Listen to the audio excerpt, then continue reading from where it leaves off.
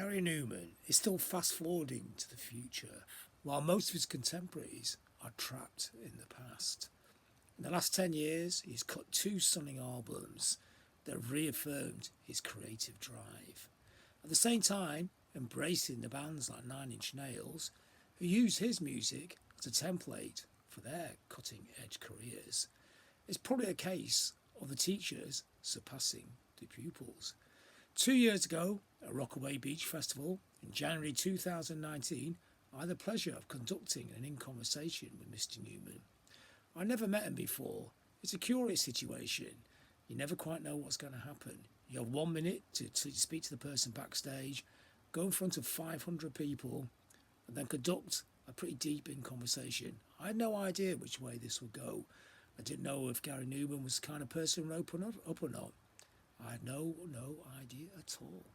But he was a fantastic interview, answered all the questions straight and in depth and added detail. He's very caring about what he talks about, deeply fascinating and super talented. So let's kick back and listen to the audio of John Robb interviewing Mr. Gary Numan. And I will now hand you over to the membrane zone, John Robb, Gary Numan. Right. Ladies and gentlemen, Gary Numan.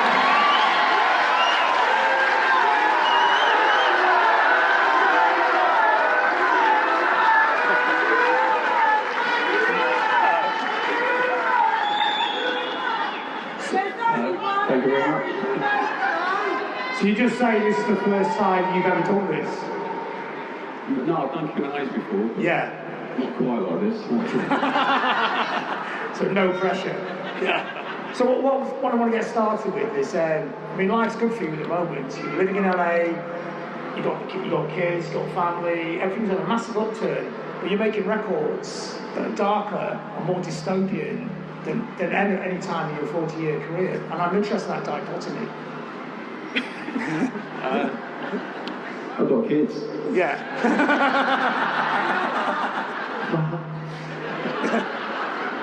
No, I don't know where it comes from, but I am fascinated by the darker side of things. I did an album, what's it called? Jagged, a few years ago. And when I was writing that one, I couldn't think of anything particularly negative, you know, that what's going on in my life or whatever. So I just cast my mind back to 20 or 30 years of things that I've done. Yeah. Things that are a little bit shady, and so people that I've met are a bit weird, and all that sort of stuff that happens when you have an interesting life. And so even if there's nothing out there, the new album is science fiction, the last album is about the depression and all that, even when that's not part of my life, then I'll look for something that is darker that I can sing about. I don't think I've written about 400 songs, I'm not sure, something like that. A lot of stuff anyway. And I can't think of one of them that's happy. Not one. But what is it about the darkness that's creative, that's inspirational? It just what works for me.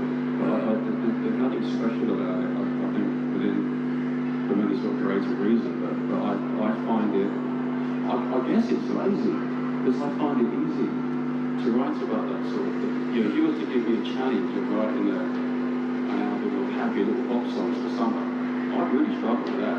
Yeah. I'd be useless at that, actually, or wouldn't have a chance. So I go for things that I can do. So it's not like I'm seeking that out. I just find it really easy to write negative stuff. I mean, is there part of you that is a darkness inside you, or is it just something, like you said before, it's just a mood you have to get into to be creative, to create that space? Yeah, when I was younger, when I first started writing, quite a few albums actually, I was convinced that I had to be miserable to write. I had to be down and depressed. I'm not sure if that was true actually, because I don't have to be like that now. And there isn't really a dark side of me, I don't think. Not really. I honestly feel like I'm really grounded, I'm really normal, and approachable for someone who's got Asperger's. Yeah. But there isn't, you know, I don't worship the devil, I don't have all this shit on. Yeah. You know, I used to have a black room actually. I forgot about that. I did have one once, but not anymore. Yeah. Black room. Yeah, I don't, that isn't part of my life, you know, I'm really scared. We go on in Los Angeles, they have Halloween, they have these events that you can go to, like mazes, they're called. I don't know if you have them here, maybe. And they're really cool. They have one of that shit, the Queen Mary, and they have these really weird things set up, and all the people have done up like zombies, and it's really brilliant. And they have these mazes in the bottom of the ship, so it's creepy anyway. And you're going through these tiny little corridors, and it's old and rusty and that. And you've got it's all set up so there's really dark areas, dark rooms, and these things come out here, and it scares the shit out of you. So I'm like a little kid, and there's Gemma in front of me because she likes it, and I'm using a lot of the shield.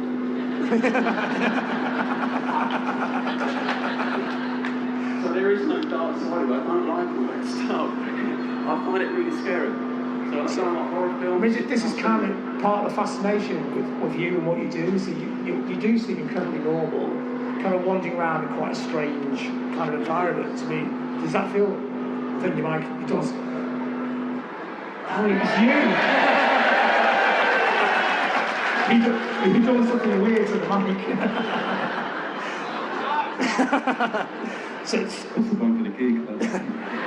So when you're in the kind of 30, 40 years in the pop world, do you feel really out of place in that world? Not now, no. I did for first 25 years. Yeah. So it didn't take long to get over it. Yeah, it took a while, yeah. But no, I'm not, I've never been a natural at this, a performer. I'm really not. Yes, so some people are made for it. Freddie Mercury, born to it. You know, it's in every single molecule of his body, and he was brilliant, and that's why he was the best ever, I think. And other people, you know, there's lots of people that are just really good at performing naturally. I'm not. You know, I've had to learn how to do it over the years. So, you know, used to be really nervous and uncomfortable. And the whole fame thing is unnatural. So, Yeah. You know, I'm really quiet, generally. When you But say, it's something, if you spend your whole life, your whole adult life doing something, then sooner or later you start to get used to it. Yeah. And it starts to feel normal. You know, so I'm there now, just but I am, you know, it feels pretty normal now. I mean, do you enjoy the process now? You know, the touring and the fame and the performing. Is it something you're more comfortable with it, but have you actually got to a point where you actually look forward to it, enjoy it, or do you still get nervous when you have to go on stage? Not often, a little bit, but not too often. No. The whole process of making a record, doing the touring, it's quite challenging actually. When Spencer came out, which is the album before last, and that got back in the chart again. I hadn't been in the chart for a very long time. And for a moment it's really good and we're really enjoying it. But it really is a moment, like an hour. And then you start to worry about the next one. You know, the next one has to be even better. So every time you do something that's successful, you set up a measure that you're expected to beat. And if you don't, then it looks like you're failing. And so when you start to make the next record, I often describe it as like climbing a mountain. You know, when you're going to start one, you stand at the bottom of it looking up, and it looks a really daunting challenge. If you have a little bit of success with one, then the next mountain gets that much steeper and that much taller, which is where I am now. You know, the last one did really well, and the reviews were great, and the tour was amazing. All the tours were amazing. We did loads of them. But in a few weeks, I have to start the next one. Yeah. And so you're right back to the beginning. You have to prove yourself with every single record that you make, and And so it's a relentless pressure. So you put yourself under an awful lot of pressure. I mean, would you prefer to be an underground cult artist? I mean, obviously not for lifestyle, but for less pressure, where you could just kind of make records you felt like making, whether people bought them or not didn't matter? Or did you kind of enjoy that pressure? Does that drive the creativity as well? I'm not sure if it does, to be honest. I really don't know. It's a need in you, and it's a need that I turned into a career and into a living. And so that brings pressures with it that weren't there when it was a hobby. But nonetheless, I try to make it feel like a hobby as much as possible. I don't want to think commercially. I did all that before, and it almost ruined me. I had the first success, and then that started to fade away a bit, which is in the early to mid 80s. And I panicked and I was desperate, and I started to write things because I thought the record company would like it, or the radio would play it. And you start to listen to advice about what you should and shouldn't do, and you start to listen to it, and you never listened to it before, because you didn't care before. Yeah. And it gets worse, and it keeps on going down, and you get ever more desperate. And after a while, you come to a point where you don't even know why you're writing stuff about it. It's got no relationship to your life or what's going on. And you find yourself lost somehow. And no one's buying the stuff, and nobody cares about you, no one's writing about you anymore. You've got no money, the money's gone. And you hate the music that you're writing, and you don't know what to do about it. And that happened to me in 92. Well, a long time ago. I dropped in 92. And it was such a horrible thing. I'm scarred by that very, very much. And I'm obsessed now with never thinking commercially again. And so, when I make records, I'm so... I broke another one. You can try this one. Like a cheat, Yeah, about avoiding the troughs and things. So when you're going to make the next album, and because this has been like a 2.5 year touring cycle, this album, it's a long time. So have you got? Do you have an idea what the atmosphere of the album's going to be before you write the songs, or do you just start writing the songs? How does it work when you create a new project? I mean, it's a whole project. It's not just a record. It's a live show. It's a whole performance. It's a whole the way you look, the way you dress. It's a whole 360, isn't it? It varies a little bit. For a long time, atmosphere was first. I wanted to have a certain mood, so I would write things that fell within the parameters of what that reflect that mood. I'm not with the next one. I'm a bit of a blank sheet at the moment. Actually. Yeah. I don't know, but I've really enjoyed where I've been for the last few records. A lot. Not just with the music and the album themselves, but with the touring. And so I expect I'll just sort of keep going in that direction, but I don't want it to sound like an extension of the one before, like a part 2 of the one before. So I don't really have a plan, to be honest. I'll sit down and I'll start and we'll see what comes of it. But I'm fairly confident we won't be country western. I mean, as touring with the orchestra, has that affected the way you're thinking about making music? No, it hasn't, not at all. But that was really good. That was a brilliant experience. I loved it. I thought that was going to be a bit, not rubbish, but I thought it was going to be a bit difficult.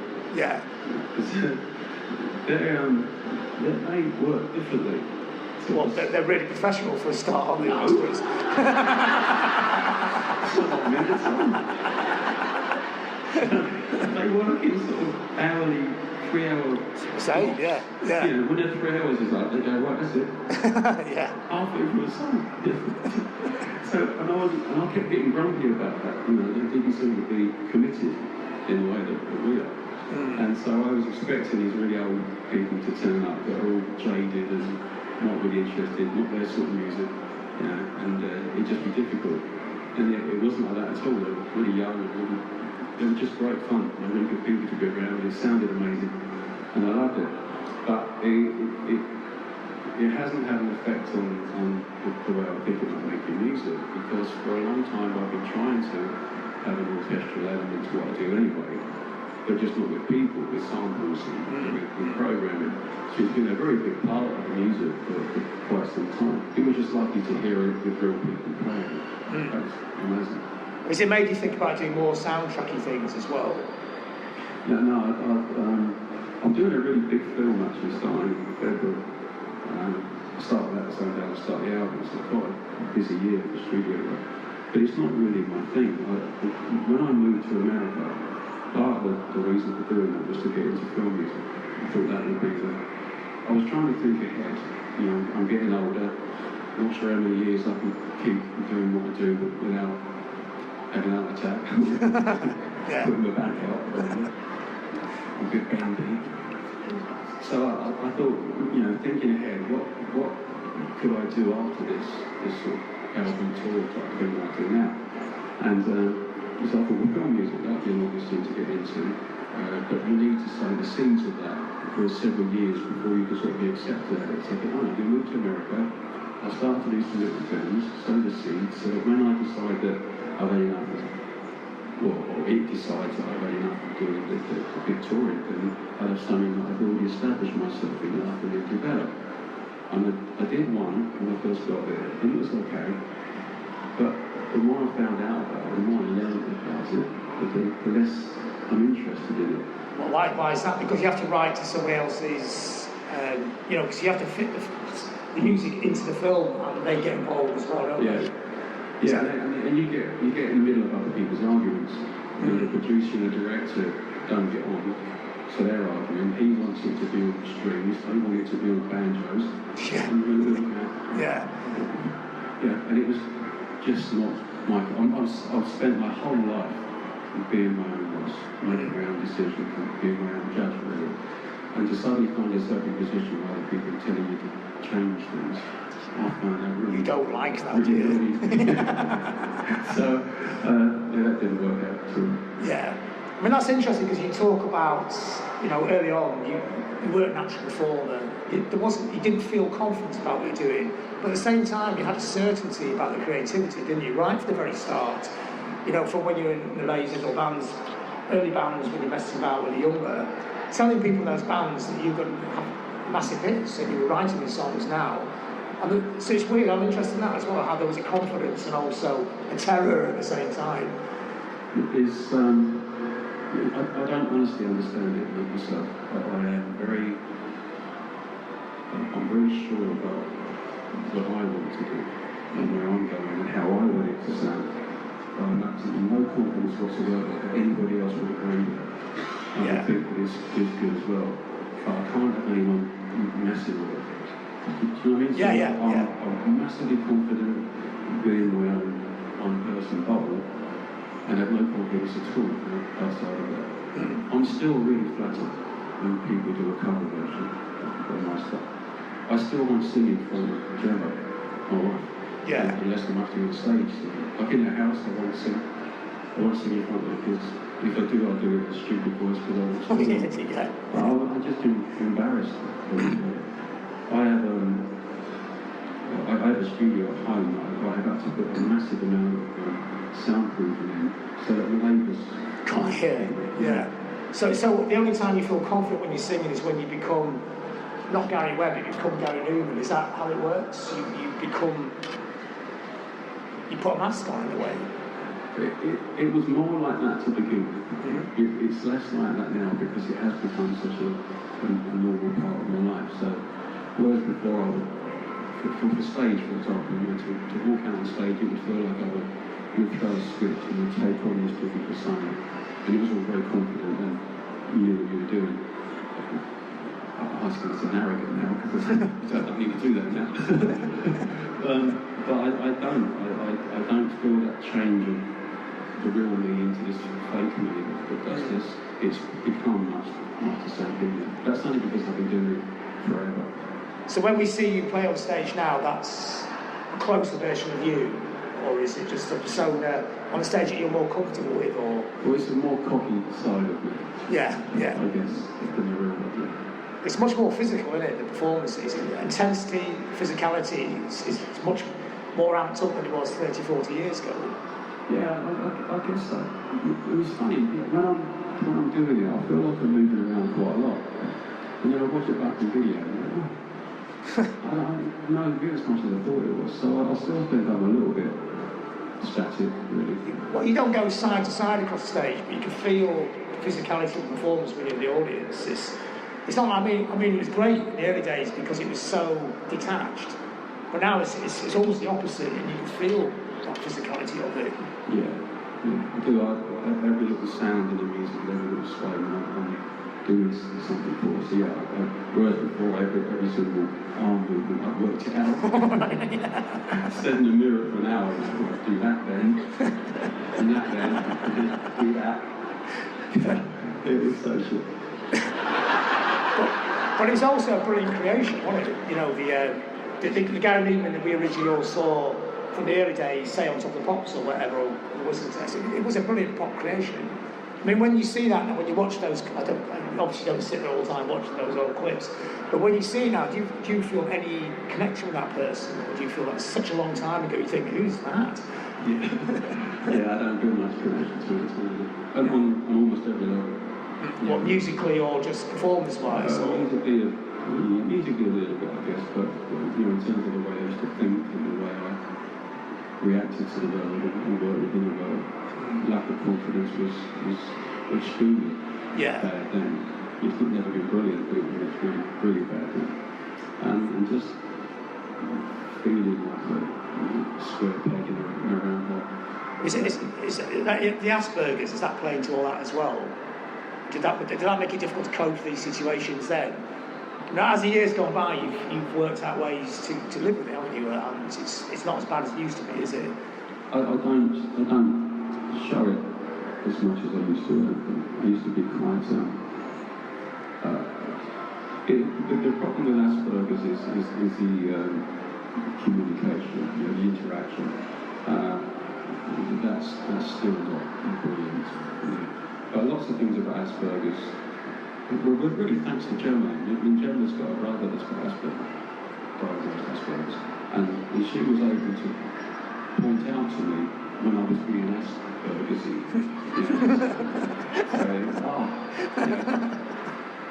Somebody would come round to visit, and I'd read a magazine and totally ignore them, and didn't realise that was rude. I wasn't doing it to be rude. I just wanted to read the magazine. So I didn't have, and I don't understand things that most people would do when they have conversations, completely natural, without ever thinking about it. To me, it's all very, very mechanical. Eye contact is easy. I've said this many times, but eye contact is the easiest one to explain. I'm really bad at it, and I know it's important. So I'm counting all the time. If I look at you for more than 5 seconds, that's too much. Yeah. Apparently. You don't have to. I don't want to put any pressure on you. Just sort of look over my head. I'll let the pressure down. But that's I'm being too intense. Right? Yeah. Less than 3 seconds, I'm not interested in it. Okay. This is what I think, anyway. So all the time I'm talking to you, or anyone, I'm counting. Yeah. 2, 3, 4, 5. And I'll just look away. Aimlessly, and I go back in.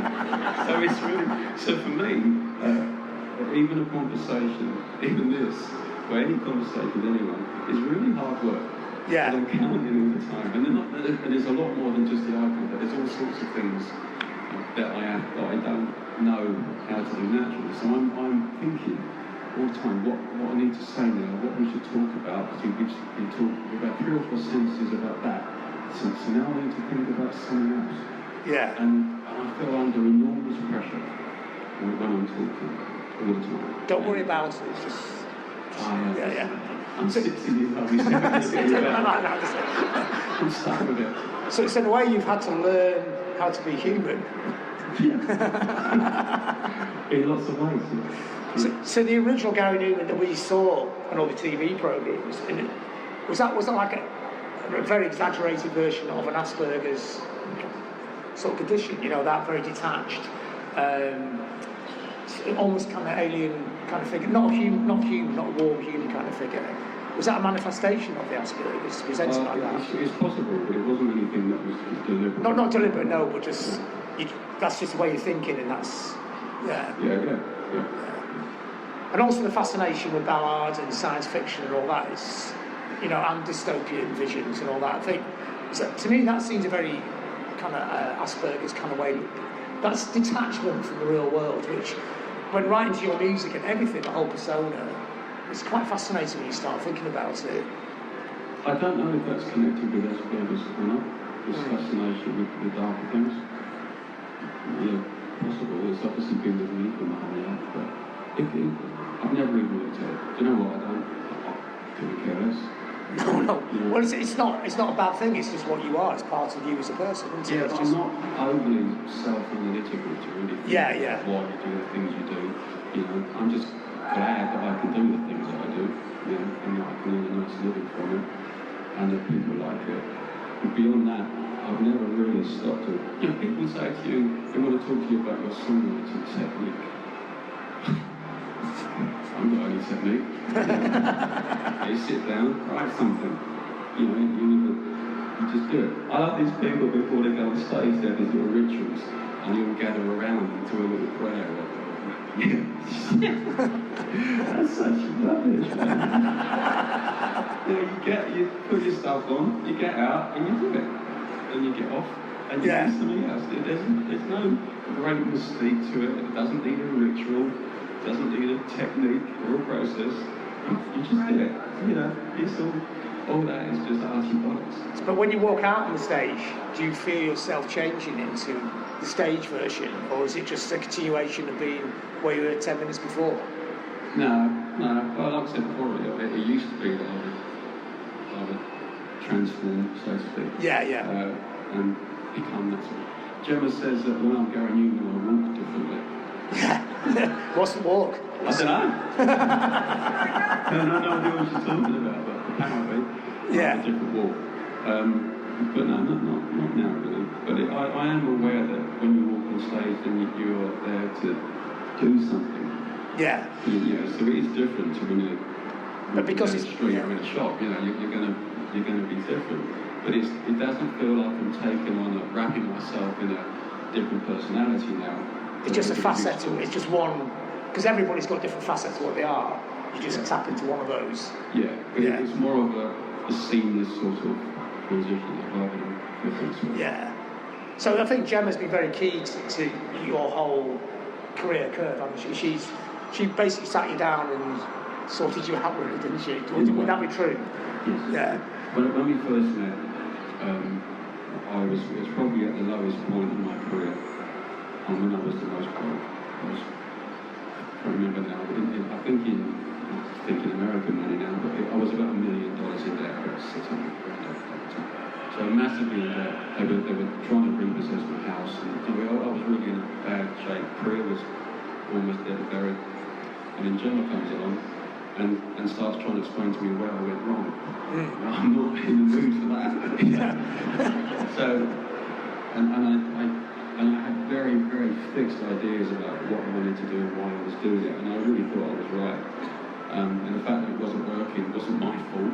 It's the rest of the world. It's everybody else's fault. And so to begin with, I wasn't entertaining what she was saying at all. I thought she was totally wrong. But then over time, and with a great deal of patience, because I was aggressively not entertaining what she was saying, I'm really going back at her stupid, you don't know what you're talking about, don't want to hear it. But she just persevered with it, and slowly but surely, I began to understand what she was getting at. And her point essentially was that to a very large degree, in my desire to become more musical and more sort of receptive, I guess, I'd taken the Gary Numan part out of the records. My voice would be lower, lots of backing singers, lots of non-instrumental bits where I was there. I'd be bringing in people to play the things I would have played before, because I thought they were better players, so it would sound better. And I began to understand that she was right. I had done that. And also my reasons for doing it were wrong, as we talked about before, and there was desperate need to want to become successful again. And so she was hugely instrumental in me going back to doing it as a hobby, doing it all on my own again, playing everything myself and engineering and producing the art I used to. And as soon as I stopped trying to think about being successful again and the things that might work on the radio, so I started to think darker again and became much more interested. And it was very, very different to what I'd done before. And she was playing me music that I hadn't heard before. Brilliant stuff that completely escaped me. Because I'd lost interest in music. So she's playing contemporary music? But not necessarily. Just all different stuff that I hadn't heard before. Some of it was.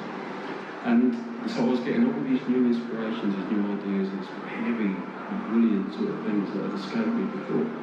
And all of those things came together. And I don't think, and the clothes that I wore, she sorted that out. When she met me, I was wearing these little, I had my jumper tucked into jeans, which is a big fucking no-no apparently. Didn't realise that. I had turn-ups on the jeans, those little ones like David Essex, and I was wearing sheepskin loafers.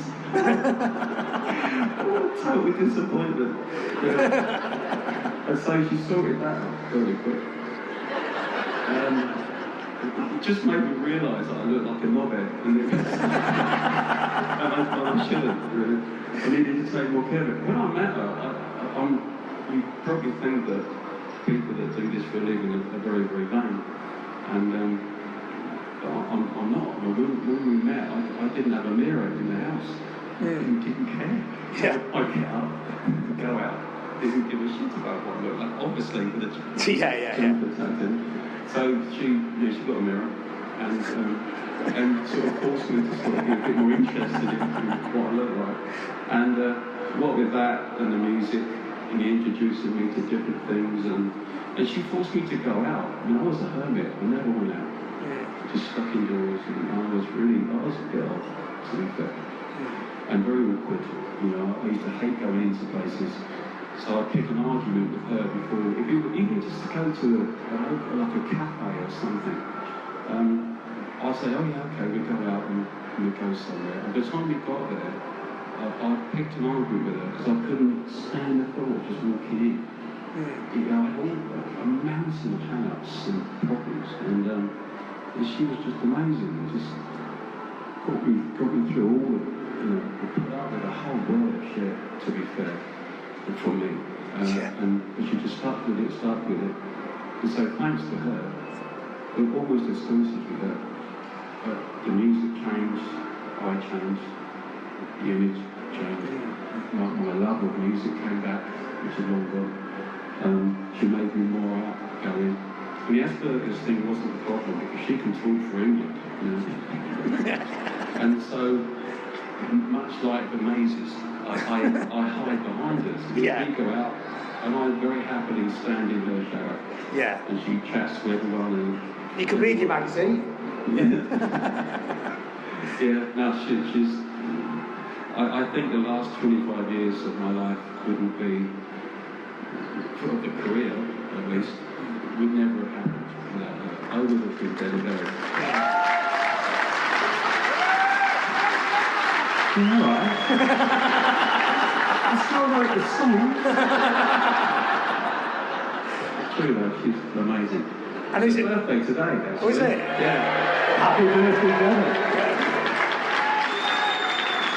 So it's this point in time as well, and it's quite nice bit of synchronicity that people start talking about you, like other bands talk about you being an influence, and you start actually getting some critical credibility, which you never had when you in the first place, because the music press used to hate you, didn't they? Yeah. And then at this point in time, your lowest dead, people start to listen to your records and reevaluate them, aren't they?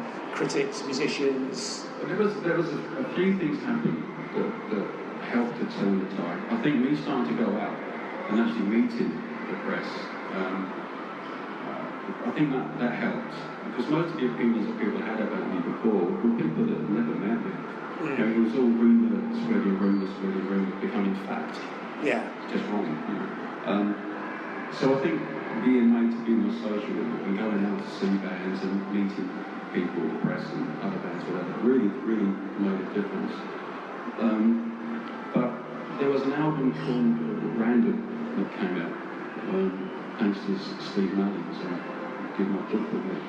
And that had a whole load of really cool people doing cover versions of my stuff.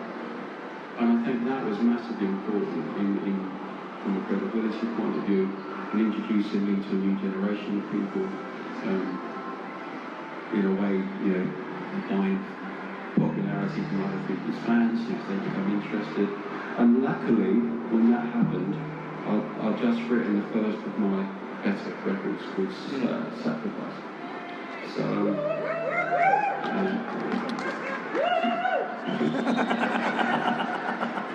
three people did. But I think if that happened a year before, then the record that was out then was really rubbish. They would have been disappointed. It's a terrible record. It's called Machine of Soul. I've hated it ever since. No, don't. They want you to play it all tonight. All 5 people have called me here. Now, for me, it was a terrible record. It was a shining example of what was wrong with what I was doing. And it was after that record that I really thought about giving up. This is awful. And I knew it was awful, but I had no option. That was all I had. You know. Anyway, if these better things had happened when that was the current album, all this new interest coming in, people beginning to check out what you're doing, and then listen to that, I'd have been finished. Yeah. I really would. That would have been a little bit. What's all this fuss about? Is rubbish. But luckily, it wasn't. It was a few years later, and Sacrifice was there. So when people did start to become interested again, there was something much heavier, just a much better record, completely different direction to what I've been doing before. Everything was suited. Everything, the look of it, the sound of it, the lyrics, the content. It was much better. And so it was enough to keep a foothold in that new interest. And that's what I've been building on ever since. So then again, just like when it started for me, very lucky that these things just fell into place. And not entirely down to me. You know, I wouldn't have made Sacrifice without Gemma. And if Steve hadn't done the Random record, then nobody would have been aware of it. And I would have just carried on sliding away. It was, I think it's really important to recognise when you've been lucky, and the people that have helped and the people that contributed to that. It's easy to, I think when you do this, it's very easy for people to get really big-headed and think there's something special. And you're really not. You know, there are thousands of people that can write songs. Thousands. Hundreds of thousands, probably. And there are probably a lot of them out there that are really good at it as well. They just don't get the chance.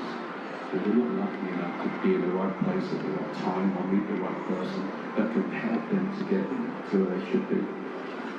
I have been lucky, but when I think about how I became successful and how I was lucky enough to get a second chance, it's nearly always because of other people.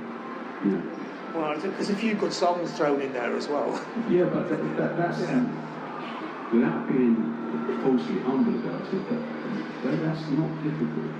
There really are people, probably here, that can write brilliant songs. They just don't get that chance.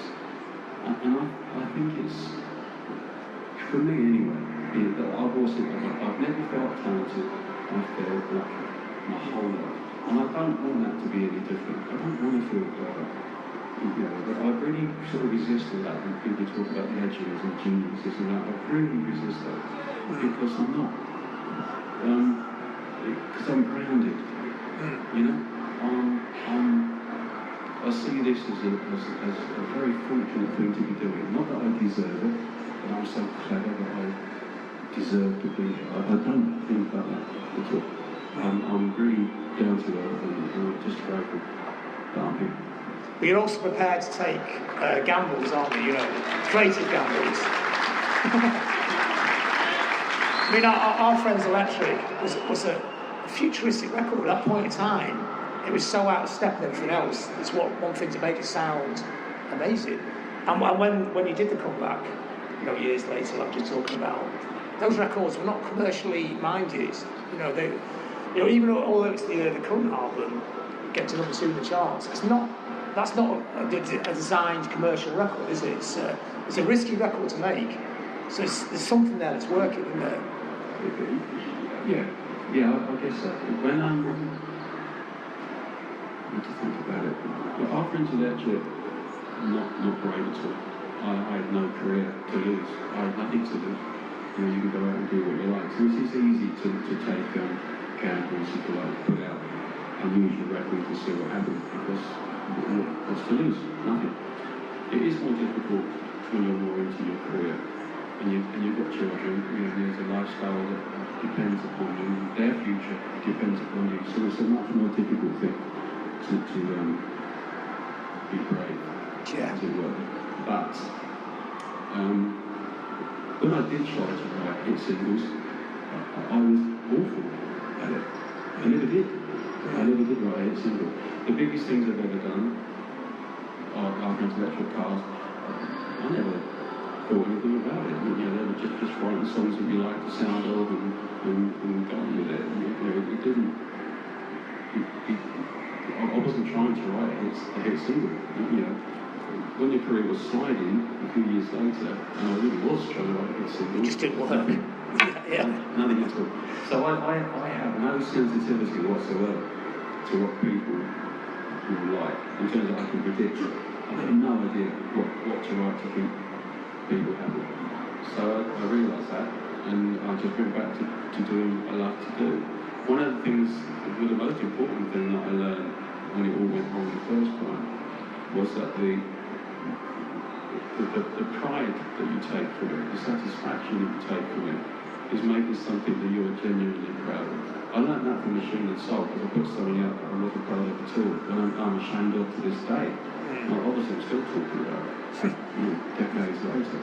It haunts me that I did that, and I'm ashamed of myself that I did that. But I learned from it, you know? And so now I just want to make records that I'm really, really proud of.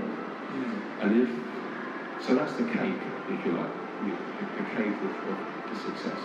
If it happens to do well, that's the icing in the cherry on the top, you know, but you've still got your cake, even if it doesn't. And as long as you can earn enough from it that you can keep the lifestyle active, that's the thing. But if you don't, that's when you've really got to think about what you're doing. It's interesting because you write the music for yourself, which is how you should do as an artist, but you have this incredibly strong bond with the fans, don't you? I mean, look at the people here. I've never seen so many people on these things.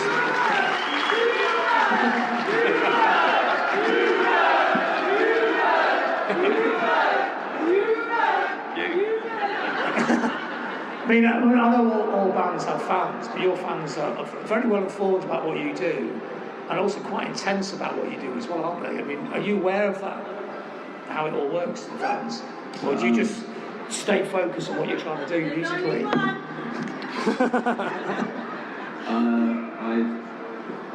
can't look at feedback, I'll admit that now. When people write comments on Twitter and Facebook, and if you can, Instagram, I don't look at that. I don't have an interactive website.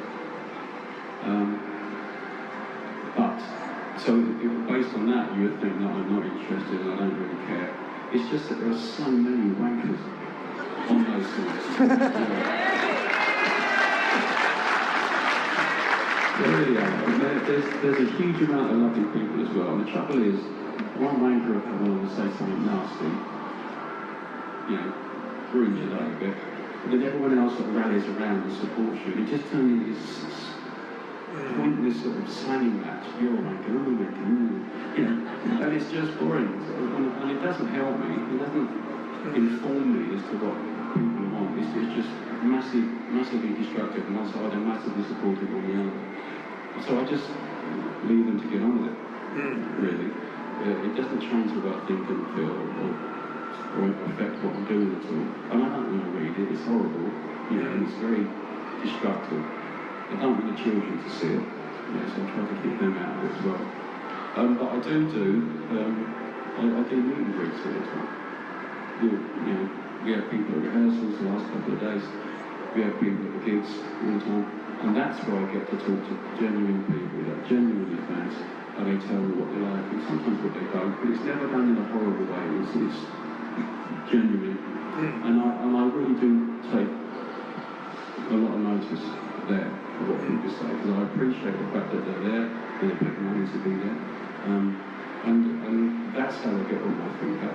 And for me, that feels more genuine and more realistic than the rubbish that we read on the Yeah, like a flip comment on Twitter, yeah. So we've got to the 45 minutes now, but it's time for a couple of questions from the audience, so... Go on. How big is my penis? You can be second. Yeah. Hi. Can I ask you, obviously I'm going to, would you say people with disabilities or anything like that are more creative as a whole? I mean, like looking at the celebrities that have, I'm epileptic myself and I love art. If you'd like to have a look at my stuff, it's in the camera. Would you say celebrities are more creative when they have a disability or something like that? I've never really looked into or analysed it, but it seems to me, and the people that I know, and the people around me, or that I've experienced in the years that I've been doing this, that there seems to be a higher rate of mental issues. I mean, I've got neighbours that work with the epilepsy. Yeah? So I turned it. My mum was epileptic. Yeah. She wasn't crazy, actually. I'm a bit of a crazy person, full stop. A lot of people here, a few of them, already know that. That's basically it. I've got a three-colour vinyl, which I need to sign into a charity over. Would you be able to do that later? That's two questions. I'm not sure. Right, it'd be great. Thank you. Hello. I'm going to ask you a sensible question. If there was any event in history that you could witness, what would it be? You know that film 300? The Spartan battle? That one. I'd like to be there. And all the people that I'd like to meet in the world, historically, it would be that King Leonidas. I'd love to chat to him for a bit. So, before. Hi Gary. 40th anniversary of our Friends Electric is about to come upon us. What are your plans? Are there any big plans to celebrate this momentous occasion? I am doing something at the end of the year. We're having a 40th anniversary tour.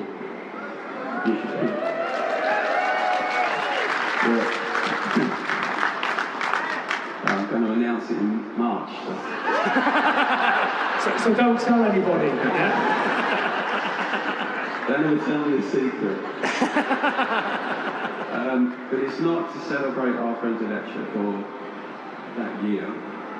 It's to celebrate the fact that I'm still here 40 years later. So it's going to be more of a career retrospective sort of tour. So it's not just nostalgia, because I really don't like that. But it will be, lots of old stuff. Things that I don't usually play. I always do metal, and I always do films, So there's certain songs I always do, cars. So, no, I'll do it.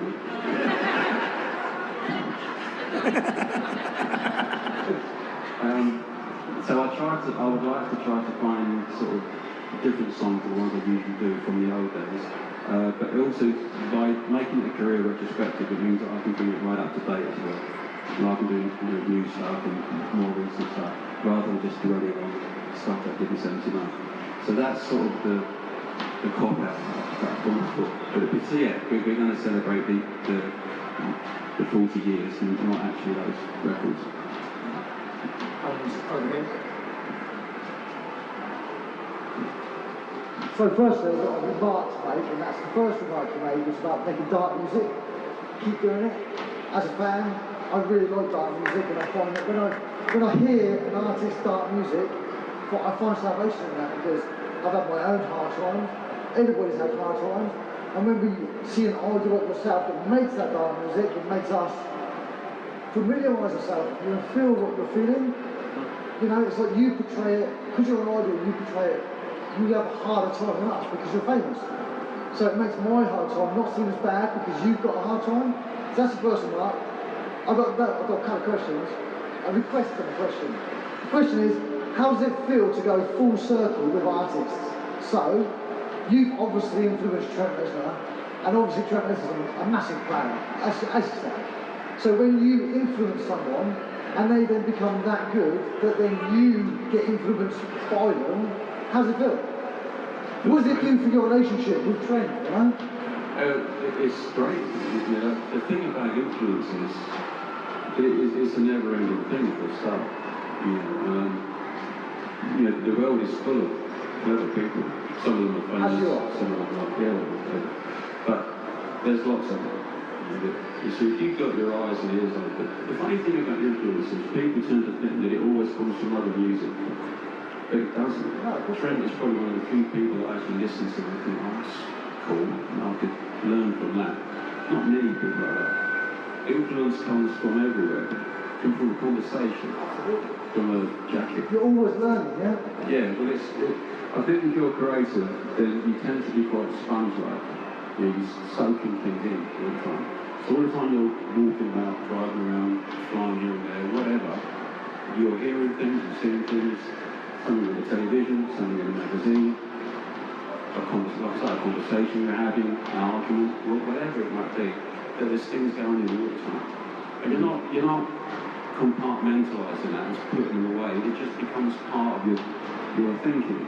So in a few months or a year's time, whenever it is you sit down and start writing again, that stuff is all in there. But it's merged with everything else. So it's influence should be like a spark. You know, it should be like a spark that ignites something else.